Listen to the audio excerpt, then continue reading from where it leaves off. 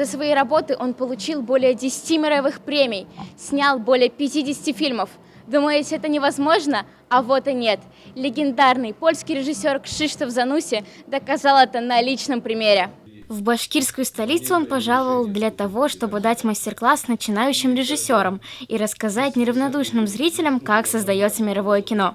На сегодняшний день Кшиштоф Зануси – самый известный польский режиссер. Кроме того, что этот человек видит картинкой, он еще и собственноручно пишет сценарий и продюсирует свои собственные фильмы. Я подумал, если мой сын Андрюша будет дальше жить на Западе, он будет так отвратительно говорить по-русски, как Зануси. Несмотря на то, что Кшиштоф большую часть жизни посвятил искусству, по образованию он физик. Может быть, научный подход ко всему – это и есть секрет такого большого количества успешных фильмов?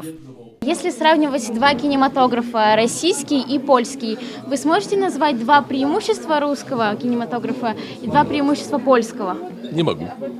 Не могу, потому что я не кинокритик. И это не задача для режиссера заниматься такими вопросами. Хорошо, тогда такой вопрос. Вы видите ли разницу между этими кинематографами? Нет, я вижу разницу между менталитетом одной нации и другой нации, между одной культурой и другой. Это огромные разницы. Надо для этого изучать историю.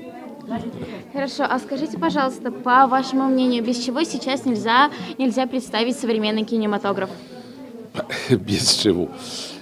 Лучше бы спросить, с чем можно представить, знаете. Живым и свежим, и не повторять того, что мы уже знаем. Но продается хорошо то, что мы уже знаем, как и песенки. Если песенка всем известна, так люди ее любят. Хорошо. А вот вы знаете 7 языков. Какой язык вы выбираете для своих фильмов и какой вы считаете Это самым не я красочным? выбираю, это не так. Это зависит от производства. Снимаем на том языке, в котором есть производство, в котором могут играть актеры. Это по-разному бывает. Много языков было в моих картинах. Я очень радуюсь, если можем снимать реалистически, но это не всегда возможно. Шуваева Ангелина. И моя фамилия Кшиштоф Зануси.